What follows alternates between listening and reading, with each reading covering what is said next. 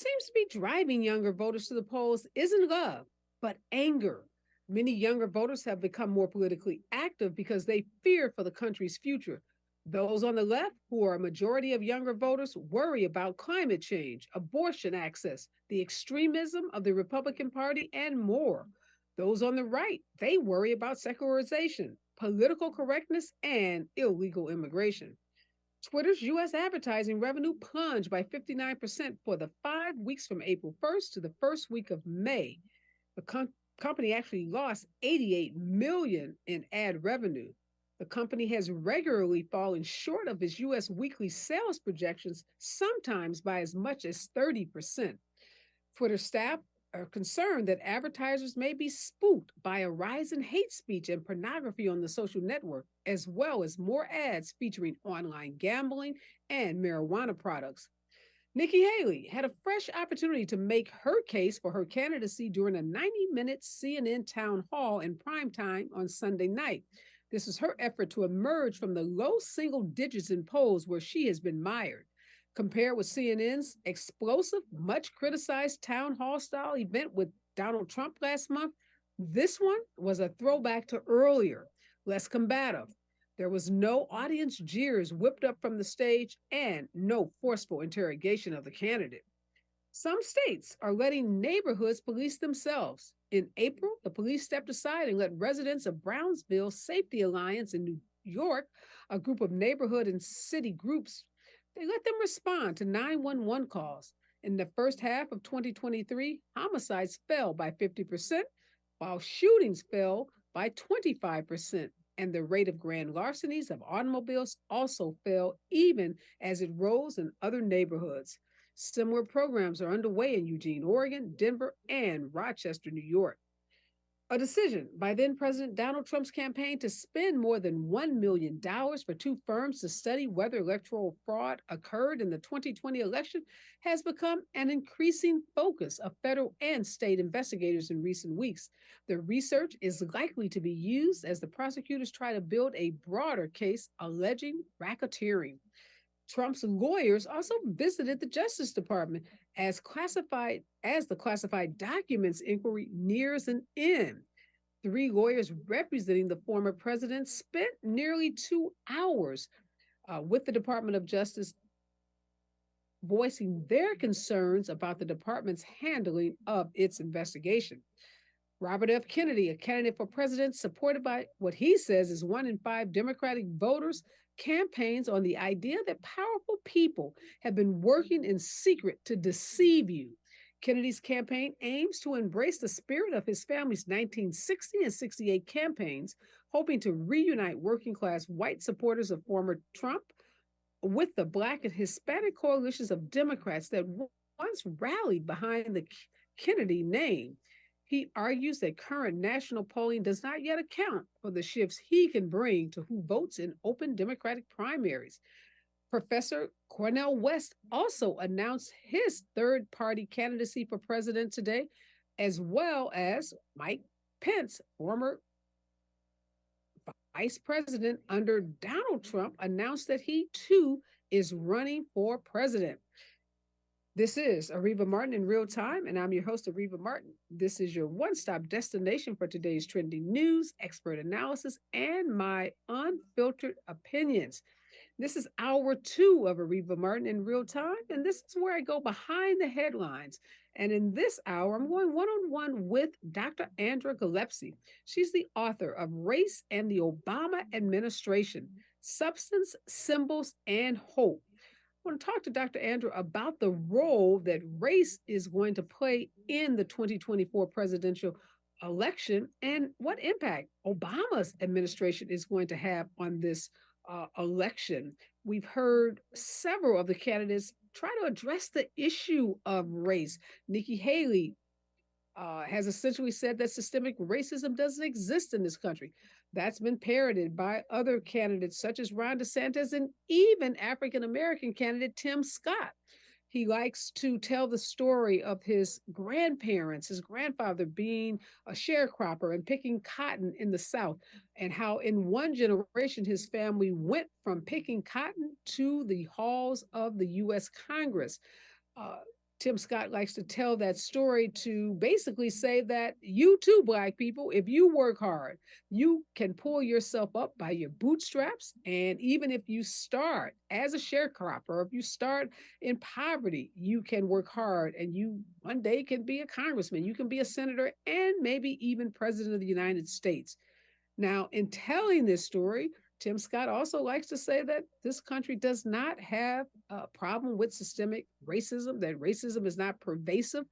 And we'll talk to Dr. Gillespie about how these two narratives can coexist, because the story that Tim Scott tells seems to be exhibit A for systemic racism in the United States. Yet he likes to tell the story and somehow suggests that he can do so. I call it gaslighting, because anyone that knows that story or has heard that story or stories similar to that knows it has nothing to do with the reality of the pervasive nature of systemic racism that exists in this country and has continued to exist in this country since the days of slavery. When we come forward, we'll get the take from Professor Gillespie on the role of race in the 2024 presidential election. Stay with us, KBLA Talk 1580. She's the real deal in real time. You're listening to Areva Martin in real time on KBLA Talk 1580. The Los Angeles Urban League helps African American and others in underserved communities achieve true social parity, economic self-reliance, and civil rights. For over 100 years, Los Angeles Urban League has ensured our communities have access to careers with living wages, opportunities to start and grow businesses, and clear pathways to personal and professional growth. Programs like BizCamp, Construction Career Academy, Bob Business Ready, and B-Warp. The Black Wealth Attainment and Retention Program are examples of the ongoing events designed to make our centennial mission to rebuild Black Wall Street right here in LA a reality. To sign up for our newsletter or to support the Los Angeles Urban League with your time, talent, and donations, visit laul.org. That's laul.org. The Los Angeles Urban League is a proud sponsor of Urban Family Focus, Saturdays at 7 a.m. on KBLA Talk 1580. I'm getting vaccinated with Prevnar 20. So am I, because I'm at risk for pneumococcal pneumonia. If you're 19 or older with chronic conditions like asthma, diabetes, COPD, or heart disease, or are 65 or older, you are at increased risk for pneumococcal pneumonia. Ask your doctor or pharmacist about Prevnar 20, pneumococcal 20-valent conjugate vaccine. It can help protect you against pneumococcal pneumonia in just one dose. Even if you've already been vaccinated with other pneumonia vaccines, Prevnar 20 may help provide added protection. Prevnar 20 is approved for adults to help prevent infections from 20 strains of the bacteria that cause pneumococcal pneumonia. Continued approval may depend on a supportive study. Don't get Prevnar 20 if you've had a severe allergic reaction to the vaccine or its ingredients. Adults with weakened immune systems may have a lower response to the vaccine. Side effects include pain and swelling at the injection site, fatigue, headache, muscle, and joint pain. For full prescribing information, please call 1-855-213-2138 or visit Prevnar20.com. KBLA Talk 1580. We've got a lot to talk about. KBLA Talk 1580 joins you in standing for voting rights. When We All Vote is a leading national nonpartisan initiative on a mission to change the culture around voting and to increase participation in each and every election by helping to close the race and age gap. Created by Michelle Obama, When We All Vote brings together individuals, institutions, brands, and organizations to register new voters across the country and advance civic education for the entire family and voters of every age to build an informed and engaged electorate for today and generations to come. When We All Vote empowers their supporters and volunteers to take action through voting, advocating for their rights, and holding their elected officials accountable. Please visit whenweallvote.org to stand up for your rights, voting rights. This is a community call to action from KBLA Talk 1580. There's no time like the present. Let's get back to more of Areva Martin in real time on KBLA Talk 1580. In the spring and summer of 2011, a number of Black elites gained national attention for their pointed critiques of President Barack Obama. Princeton University professor Cornel West, now a third-party presidential candidate, contended that President Obama had gotten elected on the promise of providing progressive leadership, which would prioritize the needs of the poor. However, West went on to berate President Obama as a, quote, black mascot of Wall Street oligarchs and a black puppet of corporate plutocrats, end quote. Others critiqued Obama, noting that he had ignored the interests of Black, his most loyal voting constituency, once he took the office. In her book, Symbol, Substance, and Hope, Dr. Andra Gillespie tries to put into context the era in which Obama won his election and what he faced once he was called upon to govern. The book argues that because Obama could not get elected with just Black votes, he had to cultivate a crossover appeal outside of the African American community, and that candidates seeking such crossover appeal often employ a strategy called deracialization. And this is a strategy where they avoid racial appeals and advocacy of explicitly racial issues as much as possible to try to win non-Black votes. Some of these deracialized candidates, as they are called, have been successful at winning office, but they do so at a great price. I want to welcome to the show Dr. Andra Gillespie. Thank you for joining me.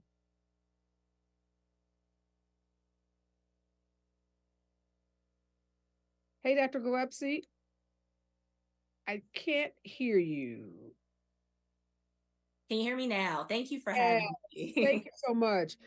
Your book obviously is about the Obama administration, and President Obama has not been in office for a while. So somebody may be asking, why are we talking about President Obama and his administration? And we are, because his administration and how he ran his election and how he governed, particularly on issues of race, are so relevant today as so many of the candidates who are running for office, particularly on the Republican side. And now that we have Cornel West running as a third party candidate, are having to grapple with this issue of race. And we know that Dr. West was a big, he was widely critical of President Obama once he got elected. As I said, called him the mascot of Wall Street, called him a puppet of corporate plutocrats.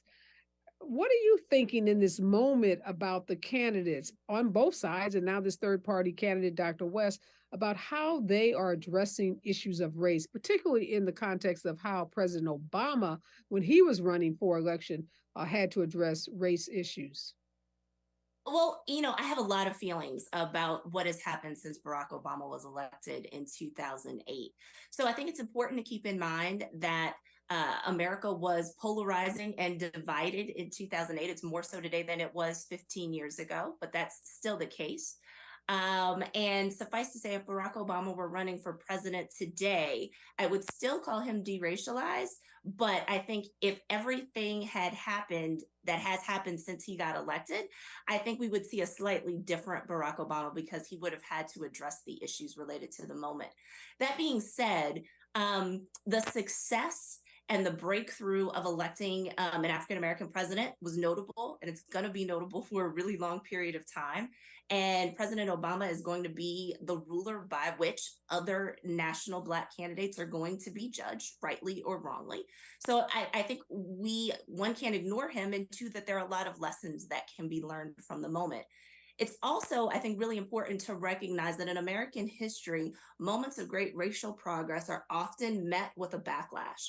So the idea that we see, one, the Tea Party emerge in 2010, and then we see MAGAism and Trumpism emerge in 2015 and 2016 is probably directly related to the election of the first Black president.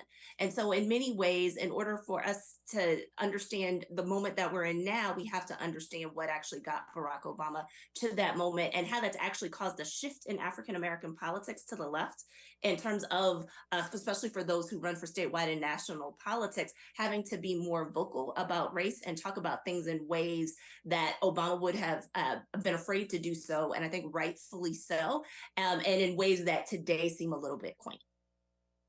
So let's talk about some of the candidates and how they are addressing race. Let's start with Tim Scott. So I started the show talking about Tim Scott's announcement, when he announced that he was running for president, he told a very familiar story, and that's the story of his grandfather picking cotton, being a sharecropper, and how in one generation his family went from picking cotton to him being a U.S. congressman. Now he's obviously a U.S. senator, and he's running for president. And he tells that story to say that there isn't a systemic racism, and that everyone, if they just work hard enough and if they pull themselves up, by their bootstraps, they too can have the quote unquote American dream. What do you make about how Tim Scott is using race in his campaign? Because on one hand, he's telling this story to predominantly white audiences, and I think in some ways to make those audiences feel good, so that they feel like, hey, if I'm here supporting Tim Scott, I can't be a racist because Tim Scott said this country isn't inherently racist. But I don't know what message he thinks that's sending to Black Americans, particularly those who understand that pull yourself up by the bootstrap story is, a bunch of BS. I could say that more eloquently, but I think you get my point. So what do you make about how Tim Scott, Senator Scott, is using race? Well, it's interesting. And in some ways, it's not surprising that he has taken the particular stance that he's taken. As a Democrat, Barack Obama had a lot more latitude to talk about racism and also sometimes to deflect racism. And I think it should be pointed out that there were people who voted for Barack Obama who, thought that they were demonstrating their lack of racism by saying that they could vote for Barack Obama. And that was also not true in and of itself. But deracialization looks different for Republicans than it does for Democrats. So the thing that constrains Tim Scott and Nikki Haley is, one, the Republican Party formally rejects group identity. So let's be for real. Republicans play identity politics, and there are a lot of folks who have joined the Republican Party, particularly in the Trump era, because of his play toward white racial grievance. And so I'm not trying to say that there's no such thing as group politics that's going on in the Republican Party. But formally, they embrace the value of individualism, and thus they tend to emphasize personal responsibility and hard work, being able to overcome all kinds of things. And so what that means is that for Republicans of color, they tend to be really reluctant to talk about systemic racism.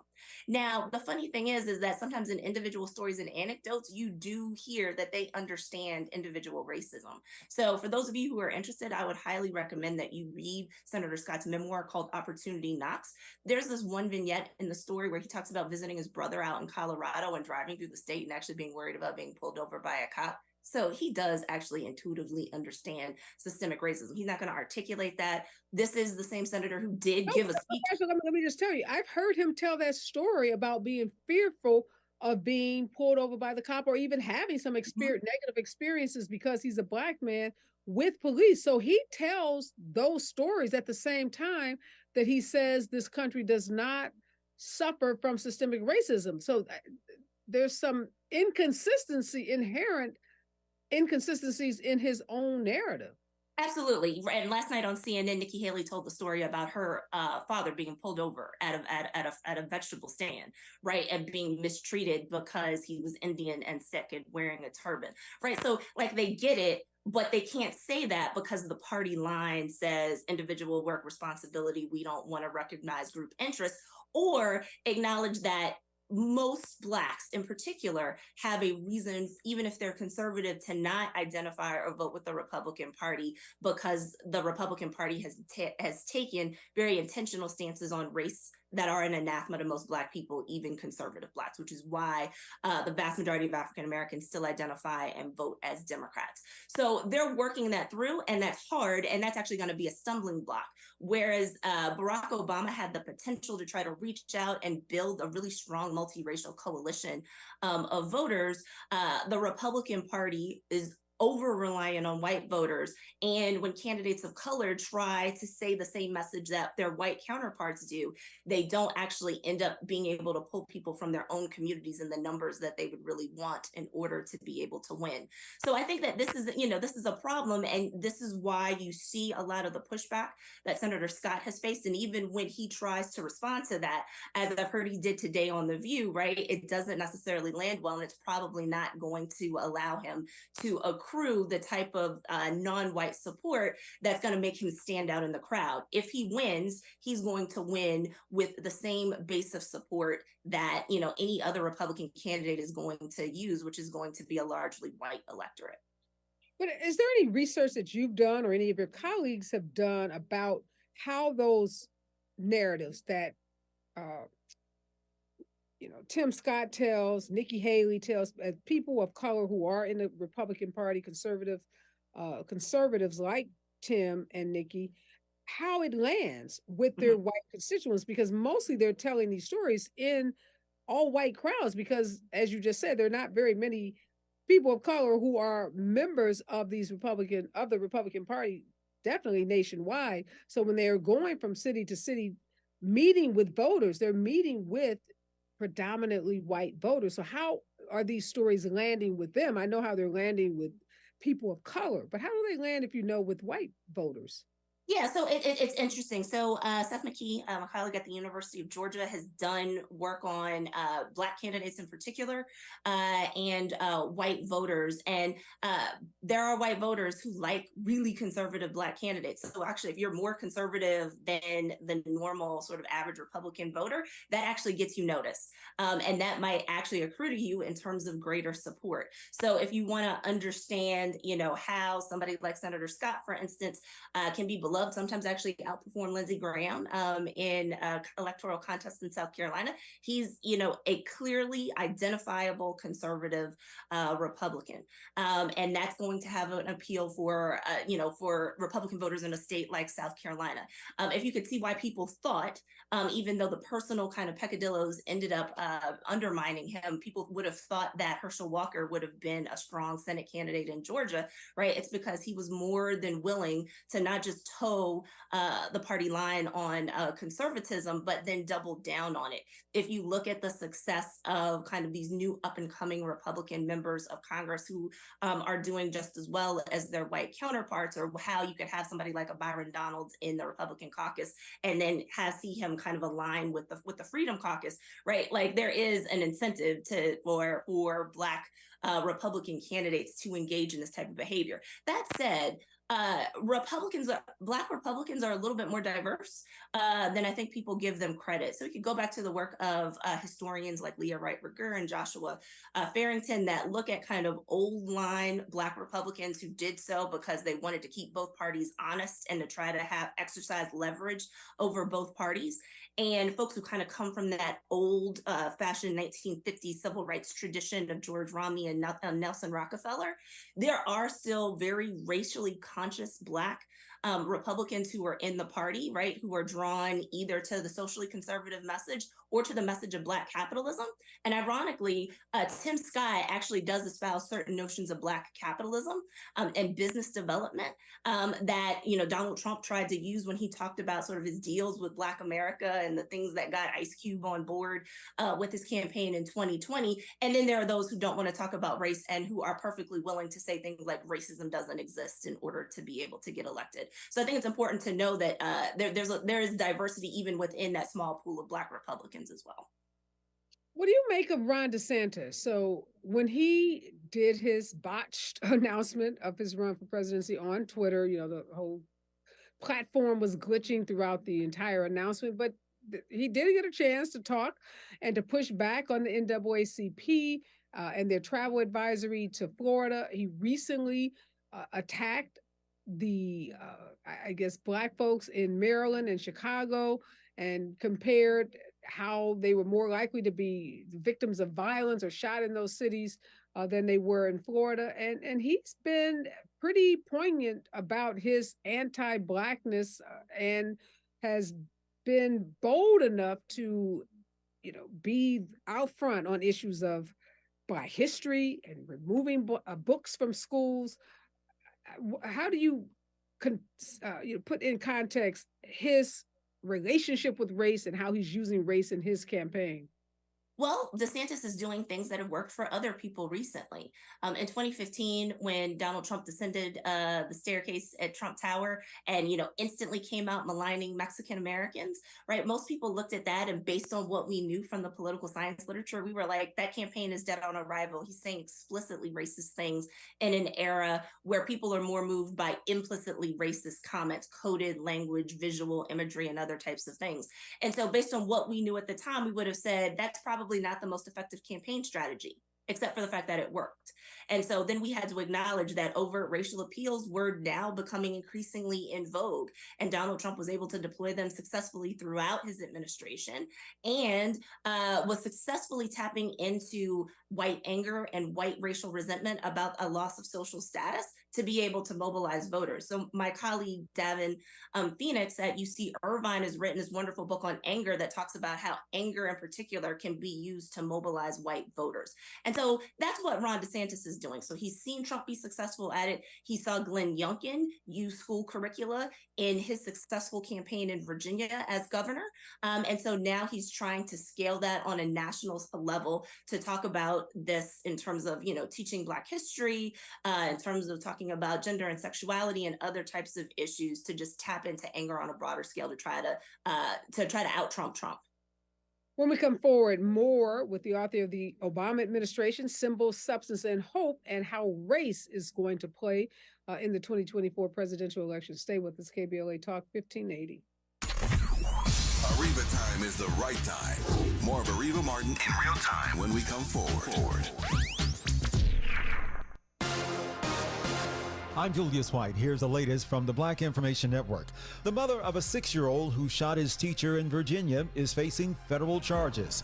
Deja Taylor, who's Black, is charged with being an unlawful user of a controlled substance in possession of a firearm and making a false statement during the purchase of a firearm. A former Watergate prosecutor suggests former President Trump is toast as the investigation into his handling of classified documents may be nearing the end. Jill Wine-Banks told MSNBC the case against Trump is strong and she can't imagine Trump getting away with this. And NBC's chief White House correspondent Kristen Welker is taking over as moderator of NBC's Meet the Press. This comes as Chuck Todd is stepping down this fall. Welker will be the first Black moderator of Meet the Press and the first woman since Martha Roundtree left in 1953. I'm Julius White on your home for 24/7 News, the Black Information Network, and BINnews.com.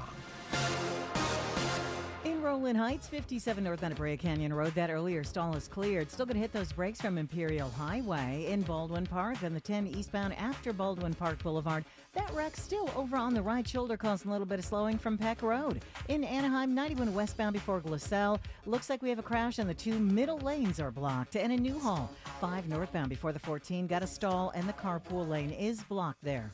Shop savings on all your outdoor essentials now at Lowe's. Buy a Craftsman V20 string trimmer or leaf blower for just $99. Get a select pair tool free. Lowe's knows lawn care. Lowe's knows home improvement. Valid through 6/7. Selection varies by location while supplies last. This is the KBLA Sports Minute with Ray Richardson. The Miami Heat evened up the NBA Finals at 1-1 with a 3-point win Sunday night in Denver. A couple of major adjustments by Heat coach Eric Spoelstra was the difference in Game 2. Nuggets center Nikola Jokic scored a game-high 41 points, but he had only 4 assists. Jokic had 14 in Game 1. The 4 assists means Jokic accounted for at least 20 fewer points in Game 2. The Heat made it much more difficult for Jokic to pass the ball to open teammates. The Heat also made good on a promise to be more aggressive in going to the basket. After only 2 free throw attempts in Game 1, they were 18 of 20 last night. Gabe Vincent, one of 7 undrafted players on the Heat roster, led the Heat with 23 points. Game 3 is Wednesday night in Miami at 5:30 on ABC. No debates, no speculation, just the info you need. That's your KBLA Sports Minute. I'm Ray Richardson. More news, opinions, and conversation when we come forward on KBLA Talk 1580.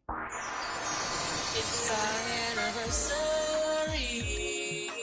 Every weekday during the month of June, we're giving away gear from the KBLA.store to say thank you for your support of KBLA Talk 1580 as we celebrate our second anniversary. Each weekday, a different host will be giving away fresh merch to one lucky caller.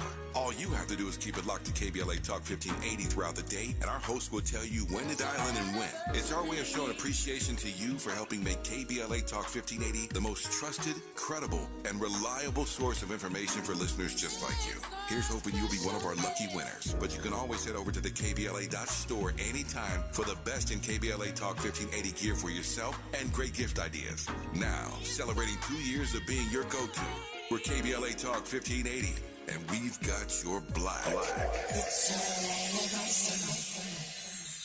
The party of the summer is back. The Hollywood Bowl Jazz Festival returns on June 17th and 18th with an incredible lineup curated by Kamasi Washington and Herbie Hancock. See Kamasi himself, Belle Biv DeVoe, West Coast Get Down with Raphael Sadiq and Leon Bridges, St. Paul and the Broken Bones, Samara Joy, Diggable Planets, Poncho Sanchez, Aziza, The Soul Rebels with Big Frida, and many more. Hosted by Arsenio Hall. Get your tickets now at HollywoodBowl.com. Hollywood Bowl, forever summer. Are you a small or micro business owner looking for ways to succeed after the pandemic? LA County has got you covered. Gain access to economic opportunity grants and technical assistance to help your business thrive. Whether you need mentorship or capital investment programs, they're here to help. Find out if you qualify at recovery.lacounty.gov/programs. That's recovery.lacounty.gov/programs. LA County and you, moving forward together.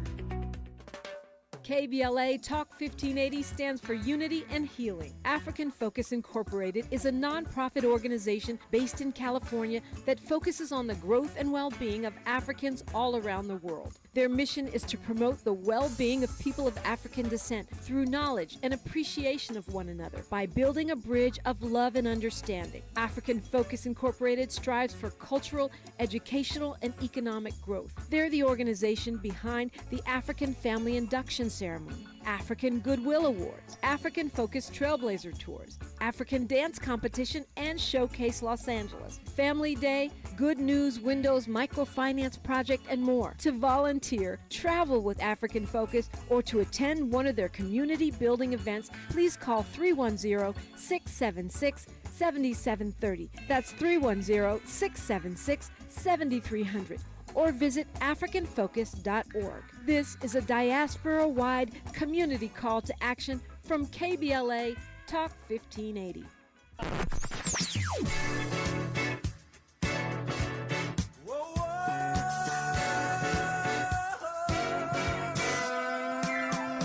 This is KBLA Talk 1580.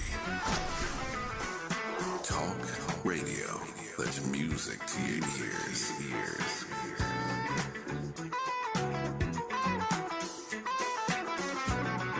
We're unapologetically progressive. KBLA Talk 1580. You're listening to Areva Martin in real time on KBLA Talk 1580.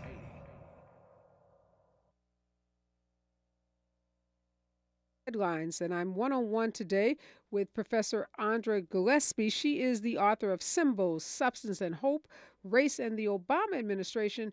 And we're talking about the role that race plays in presidential campaigns,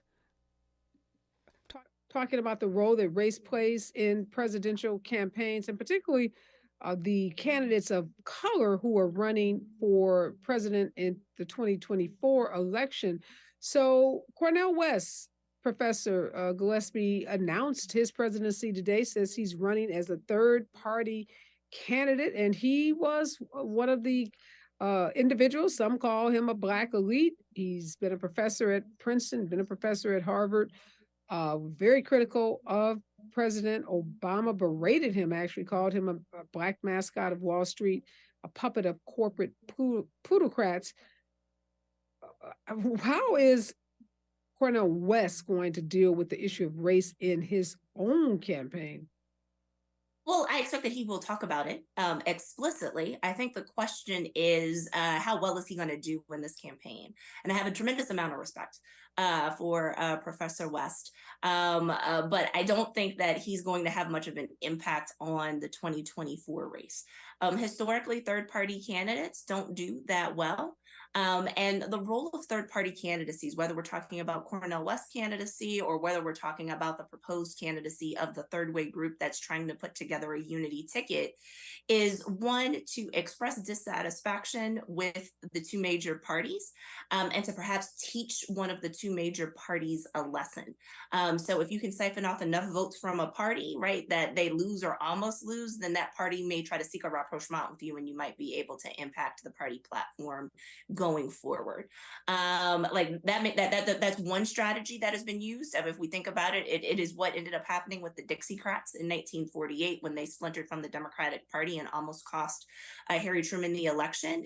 Their inclusion and their reabsorption back into the Democratic Party platform delayed the Democratic Party taking, a major shift in terms of support of civil rights from the late 40s to the early to mid 1960s, when the civil rights movement meant that Lyndon Johnson couldn't ignore it anymore.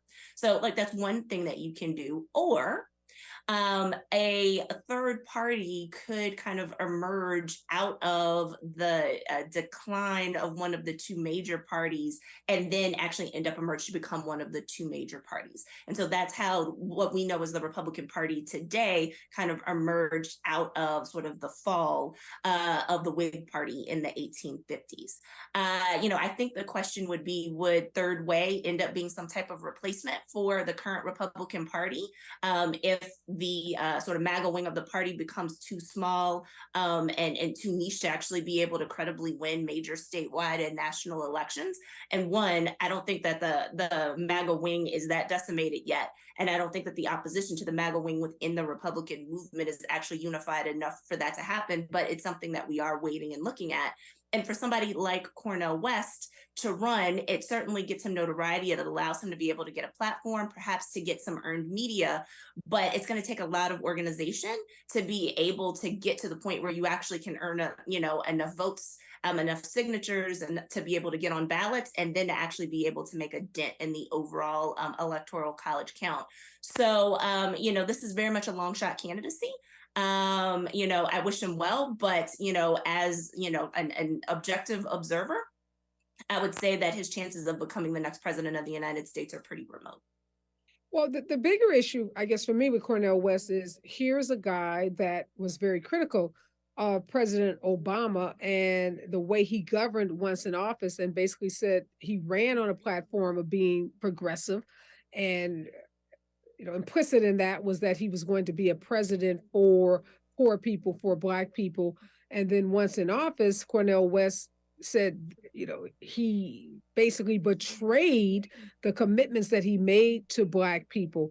So the bigger question is it possible to make the kind of commitment that Cornel West believes Obama made, and then once in office to govern consistent with the way that you have campaigned? And now Cornel West will face, again, assuming he had a more viable candidacy, if he, as you just outlined all the reasons that third party candidates often fail, but would he face any different plight than Obama faced?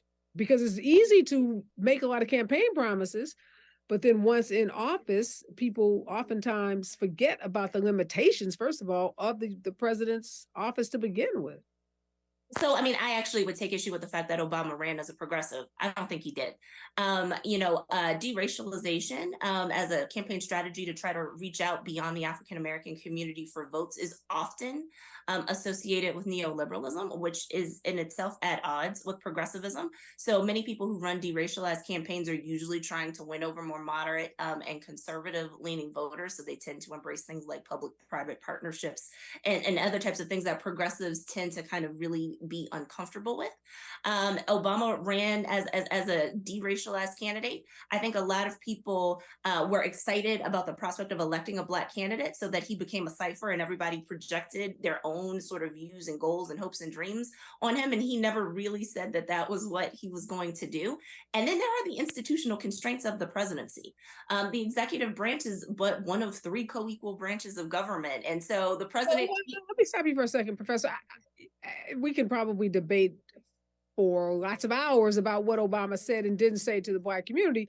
And I think I probably tend to agree with you more that, Obama never, at least in the way that we think about progressive candidates today, definitely would not be considered in, progressive in those terms. But he did come out of a community organizing background. And for many in that era, he was considered to be pretty progressive. The definition of progressive changes as we look at, candidates today or elected officials today, like AOC and Cori Bush. Clearly, Obama is not cut from the same cloth as those two representatives. But I don't know if it's fair to say he wasn't, selling himself, particularly to the Black community, as a progressive candidate. Well, no, I mean, I still hold firm to that. Like, he was liberal enough for sure. His community organizing credentials certainly gave him street credibility in Black communities where people were not sure that he was loyal to Black voters. And being deracialized, I certainly raised that suspicion. And that was exacerbated by his own personal story. So the fact that he's biracial, the fact that he grew up in Hawaii and Indonesia meant that he didn't have the typical archetypal Black upbringing that those of us who grew up on the mainland had, right? And so you could look at the community organizing background and say, yes, this is somebody who cares about Black communities. This is somebody who taught constitutional law and was a civil rights lawyer. So you knew that he had some connection to African-American communities. But I mean, he took a stance against the Iraq War as a state senator. So that, would have been perceived as progressive in 2008.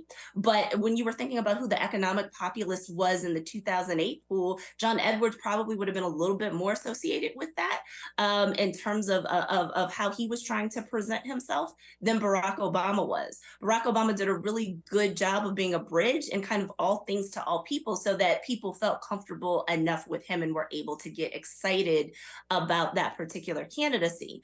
And in particular, his ability to be able to win in Iowa with its not particularly diverse population and not a state that would be usually considered kind of on the progressive end of the spectrum of states. So, it's not like winning in Massachusetts, for instance, I think was something to suggest that he was somebody who definitely played more toward the moderate wing of the party than the Bernie Sanders wing of the party.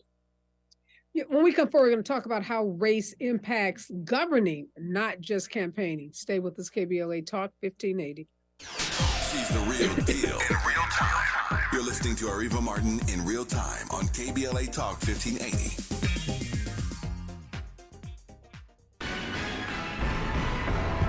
The California versus Hate campaign launches at the state capitol. Maisha Cairo here with your K-Black Minute News, brought to you by CaliforniaBlackMedia.org. California versus Hate. It's a new website and telephone hotline created to address the sharp rise in hate crimes and incidents occurring in California. It's a tool state residents can use to report crimes motivated by racial, ethnic, or other identity biases. According to an address by Lauren Pryor, president of the Black Youth Leadership Project, anti-Black or African-American-based events rose from 456 in 2020 to 513 in 2021. A 12.5% increase. Reports can be made online at cavshate.org or by calling 833-8-NO-HATE. Monday through Friday with staff trained in over 200 languages.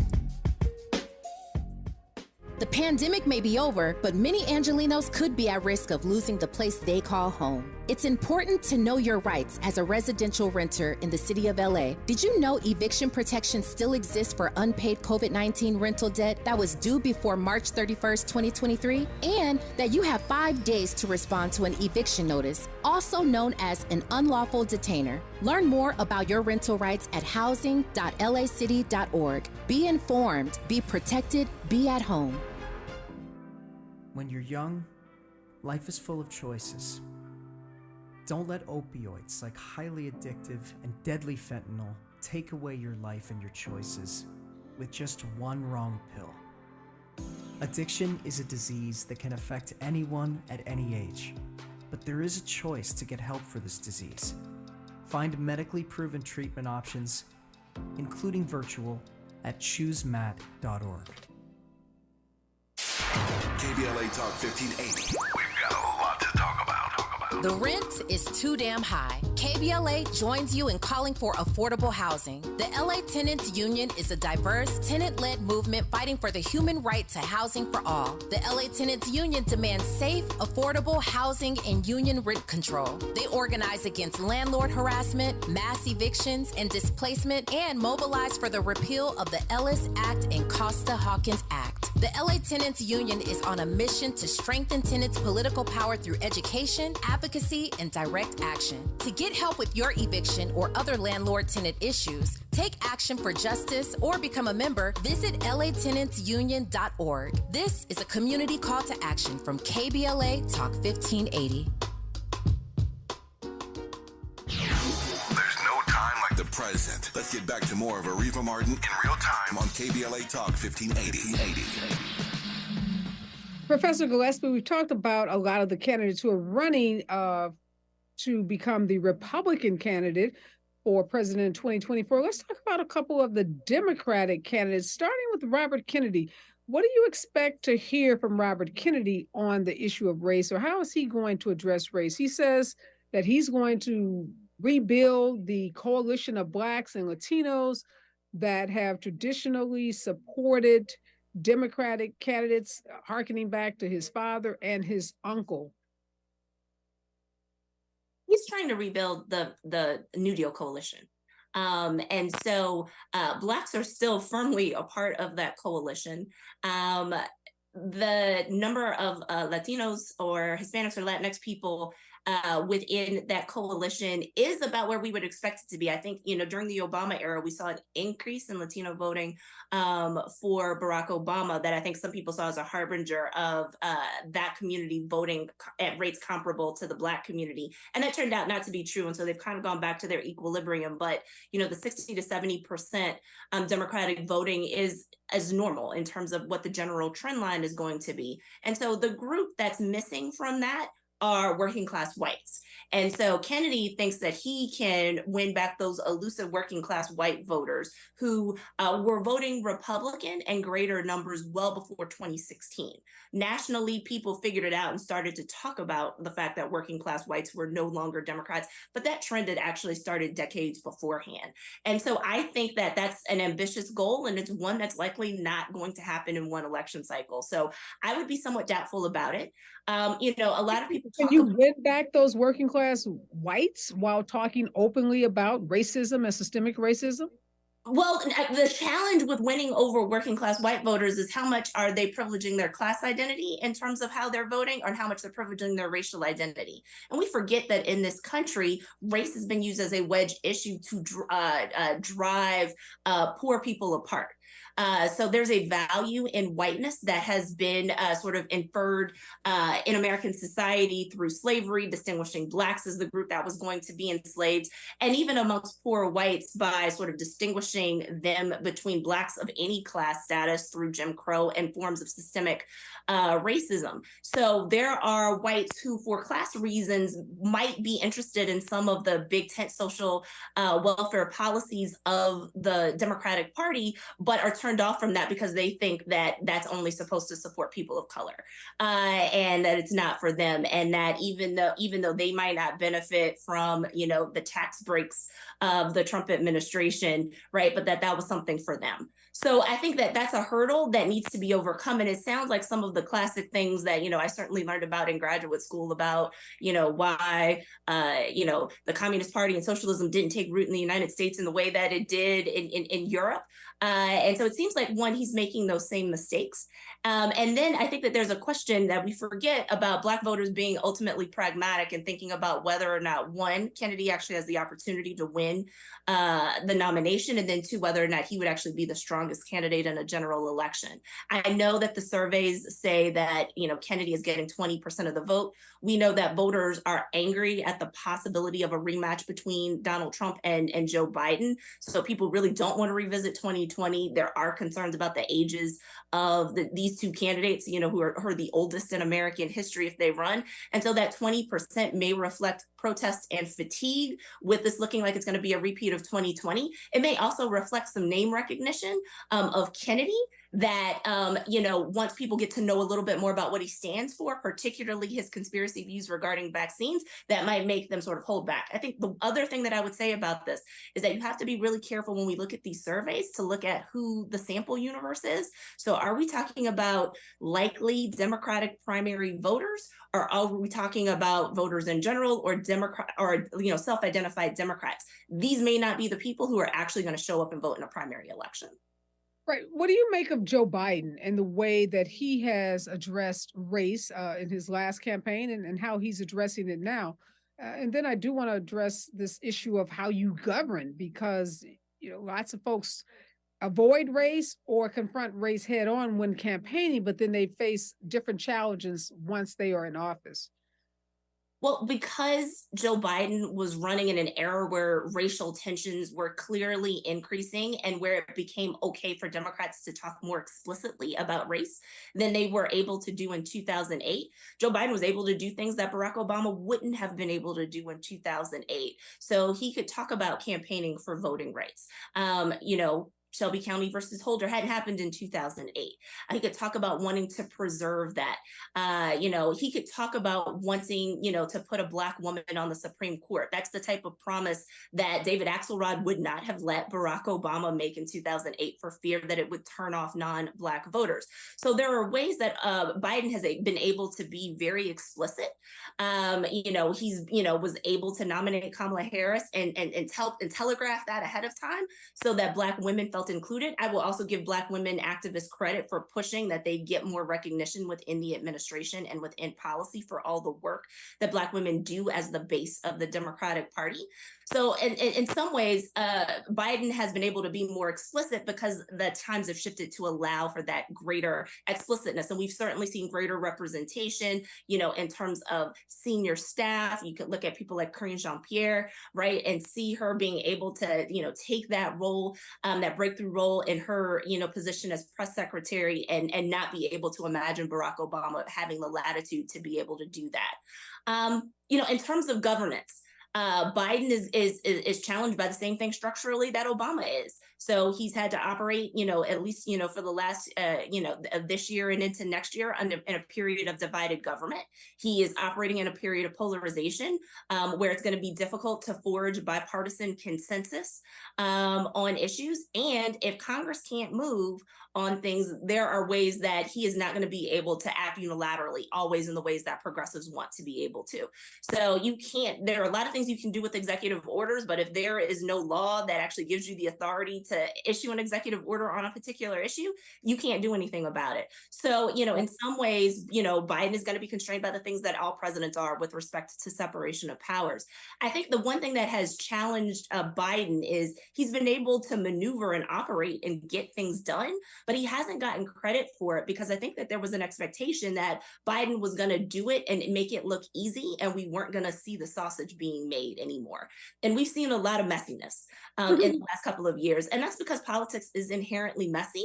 And it's especially messy when you have people, in the other branches who are not cooperating with you and who are intent on not seeing you succeed. And I think that has actually probably undermined this notion of competence that he tried to exude in the 2020 election.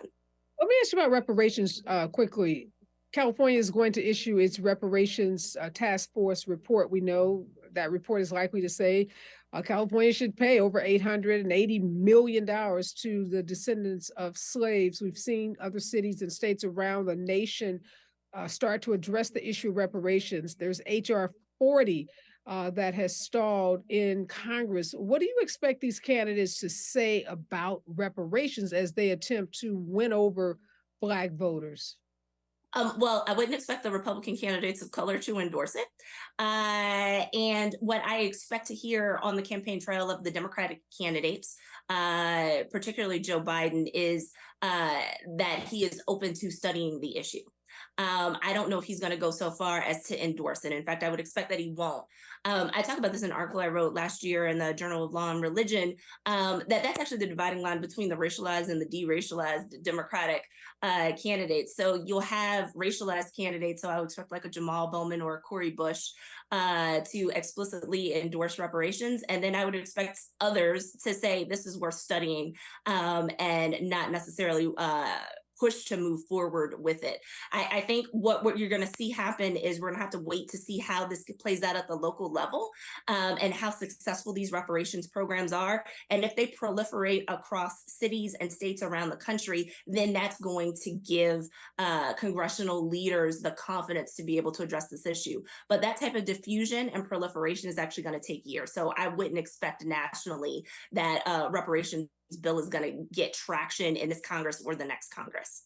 Do you think a candidate like Kamala Harris, assuming, we're 4 years post the 2024 election, we're into 2028, and she's a candidate, does she run as a racialized or deracialized candidate? Well, she's won office so far as a largely deracialized candidate. So again, she's like Barack Obama. She, takes advantage of the fact that her parents were active in the civil rights movement, and her position as being from Oakland as signs that she understands the problems that African American communities face and that she's connected to those communities. But she's largely presented herself, in a way that's going to try to appeal to the broadest base possible. And I expect that she's going to continue to do that. Most of our successful Black statewide and national candidates, so her and Barack Obama, but then if we also look at Cory Booker, Raphael Warnock, Wes Moore, they have tended to be more on the deracialized side because you can't win an election at the statewide or national level on a majority of Black votes. So, if we look at the folks who have felt more comfortable being explicitly racialized in their point of view, they come from heavily Democratic districts, but also districts that tend to be majority minority. And so that's where you have the latitude to kind of say those things in a very explicit way. But other folks, who are running in different types of electoral situations tend to be a little bit more muted in how they talk about race.